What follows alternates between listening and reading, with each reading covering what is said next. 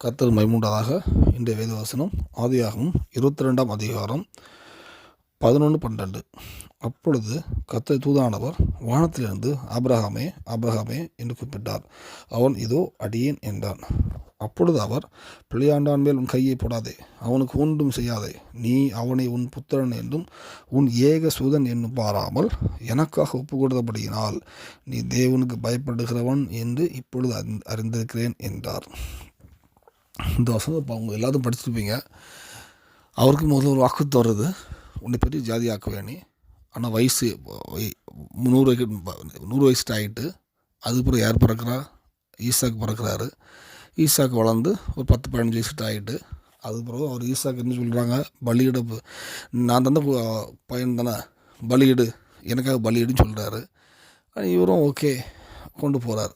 இன்றைக்கோட உலகத்தில் யாராவது பண்ணுவாங்களா? யாராவது பண்ணுவாங்களா? கத்தர் என்ன இருந்தாலும் அந்த சந்தோஷத்தோடு ஓகே கத்தர் கொடுத்தார், கத்தர் எடுத்தார் அப்படி சொல்ல முடியுமா? முடியாது. ஆனால் ஆபிரகாம் போனார். ஏன்னா அவருக்குள்ள ஒரு தேவ அன்பு ப்ளஸ் விசுவாசம். என்னது, அவர் அப்படி சொல்லியிருக்காருலப்பா, எனக்கு ஒன்றும் இல்லாத போது என்னை அப்படி நடத்தினார்ல, அப்போ அவர் என்னை அவருக்கு அதை அவன் மறித்தாலும் அவனுக்கு எலும்பு சாம்புலேருந்து கூட கத்தர் அவனை எழுப்பு வைக்க முடியும் அப்படின்னு நினச்சிருக்கலாம். அது விசுவாசோடு போகிறாரு.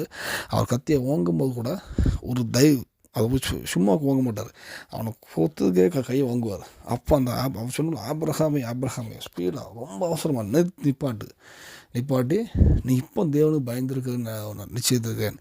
ஸோ அதனால் அது ஒன்று ஆஸ்வதிப்பேன். அதுக்கு ஒரு நல்ல பிளஸ்ஸிங் அதுக்கப்புறம் இஸ்ரேல் ஜனங்கள் எல்லா பிளஸ்ஸிங் தான், கத்தோட பிளஸ்ஸிங். ஆனால் அதே மாதிரி நம்ம லைஃப்லேயுமே எல்லா பிளஸ்ஸிங்கும் முன்னாடி சில டேர்ம்ஸ் கண்டிஷன் இருக்கும். இந்த டெஸ்ட்டுக்கு பிறகு தான் அவருக்கு அதிகமான பிளஸ்ஸிங். அவருக்கு அந்த பிளஸ்ஸிங் அதிகமான பிளஸ்ஸிங் இல்லை, அந்த பிளஸ்ஸிங் எக்ஸிக்யூட் அவர் மேலே வருது. ஸோ அதே மாதிரி நம்ம லைஃப்லேயுமே பார்த்திங்கன்னா பைபிளில் அது நிறைய எல்லாத்துலேயுமே உன்னை இப்படி ஆசீர்வதிப்பேன்னா முன்னாடி இருக்கும், நீ இப்படி செஞ்சால் உன்னை இப்படி ஆசீர்வதிப்பேன், இப்படி இருந்தால் நீ இப்படி இருப்பான். உண்மை உள்ள மனுஷன் பரிபூர்ண ஆசீர்வாதம் பெறுவான். ஸோ பரிபூர்ண ஆசீர்வாதம் பெறுவான்னா அவன்கிட்ட என்ன இருக்கணும்? உண்மை இருக்கணும்.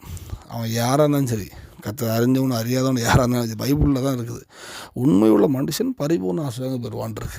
ஸோ உண்மைங்கிறது ப்ரைமரி கிரைட்டீரியா. அதே மாதிரி நம்ம லைஃப்லேயுமே சில குறைகள் இருக்கலாம். இருந்தாலும் என்ன குறைகள் இருந்தாலும் தேவனோடு போங்க. அப்போ அவர் வேதம் படிங்க, அதில் சில விஷயங்கள் நம்மளை வெளிப்படுத்துவார்.